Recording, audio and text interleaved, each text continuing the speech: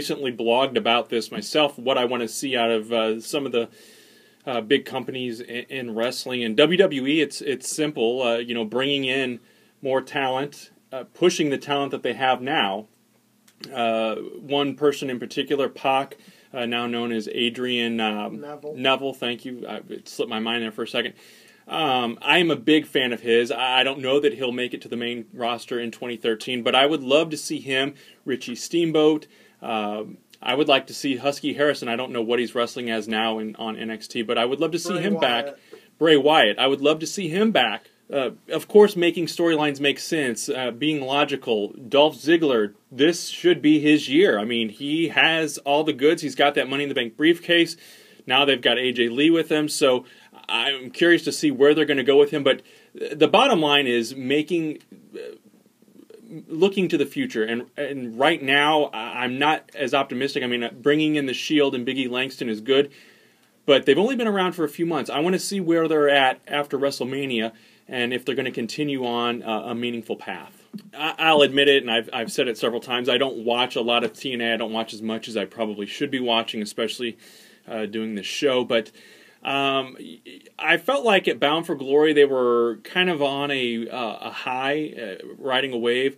I would like to see Austin Aries, more of the homegrown talent, getting back into the title hunt. Bobby Roode, I think, is feuding now with Jeff Hardy for the title. I'm not opposed to ex-WWE guys holding the TNA Championship, but sometimes, especially in the past, I felt like TNA really focused on them. Hulk Hogan has gone on record saying he wants to be the TNA champion in 2013. That cannot happen under any circumstances. Keep Brooke Hogan out of storylines. Put the title, the Knockouts Championship, back on Ms. Tessmacher, and for God's sakes, get rid of those stinking TNA Knockout tag team titles, because when is the last time they've been defended, and really, is there a need for 6 different championships in TNA? Well, I'd like to see something that's going to compel me more to watch. I know they're on here locally on our TV that we could be watching them, and I simply don't. I don't make the effort either, so it's partly on me. The show that we went to last year in Chicago was the first ROH I've seen since the last time I saw an ROH show, which I believe was in Houston in 2009. Chad, correct me if I'm wrong. I think that's the last ROH show that we went to. I do like Kevin Steen. I like some of the product that they're doing. I guess they're not wrestling's greatest tag team, but I guess they're no longer. Shelton Benjamin's gone, I guess, now. Benjamin's gone. I think Haas is still part of the company. So, the familiarity that I have, it makes me hypocritical in saying that I want to see homegrown, fresher talent. So, more of the likes of Kevin Steen. I do like the association that they had going on with Chikara. I don't know if that will carry on into the new year or not. But there's something about Ring of Honor that to me is missing that and I think it may have to do with part of the production value. I don't think they do great TV from a production standpoint, so that may be a turnoff as well, because I have tried to watch their show a few different times. But I'm hoping that turns the corner in this new year, and that they produce something that is a bit more watchable. I am a new fan. I am catching up on some old shows, hopefully in the next couple of weeks. I am looking forward to seeing them at WrestleCon in April. I guess the big thing I want to see out of Chikara is Mr. Touchdown getting a shot at the Grand Championship. He, in my opinion, proved that 2012 was his year with his lovely manager, Veronica Ticklefeather. The two of them make a great combo.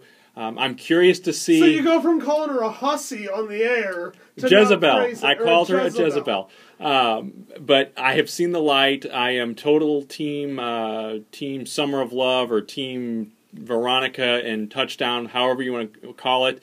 I'm a fan of the two of them. I would like to see him at least get a shot at Eddie Kingston. And like Chad said, I'd like to see Eddie Kingston have some more meaningful title defenses through 2013. Some of my other, I like Archibald Peck. I know he's coming back here soon as well to face Mr. Touchdown.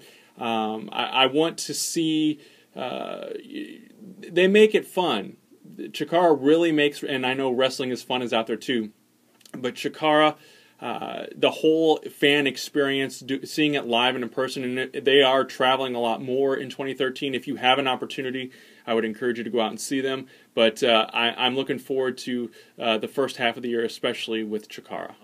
I'm excited to be a part of this. I will be on the commentary team, and also having an opportunity to help do some media relations, if you will. So I'm honored and flattered to be a part of this. Again, I am living the dream. This, commentary thing started almost 2 years ago, and, I thought if this ends now, I will be, I'll be content because I had a chance to do something that I love very much, and I will continue to put my heart and soul into Pro Wrestling Collision, and I suspect that the talent that is on this card will do the very same, because I think that top to bottom we have the best wrestlers in the Midwest.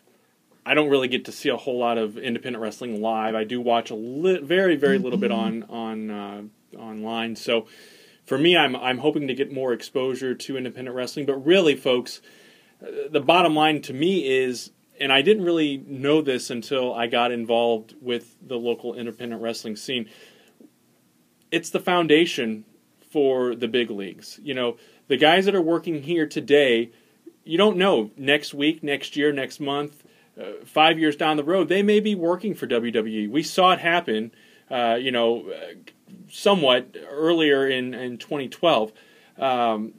They may go on to Chikara and then go on to ROH and then go on to TNA or on to the WWE. So supporting these guys on the independent level, when independent wrestling has so much to offer, and we could sit here and talk about it for hours, but,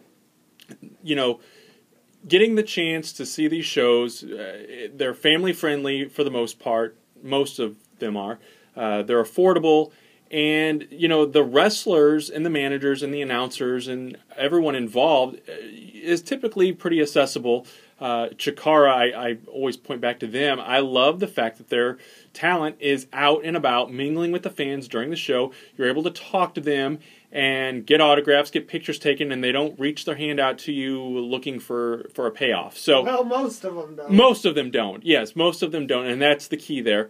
And being a blogger and doing stuff with YouTube, a lot of times they're more than willing to retweet your stuff or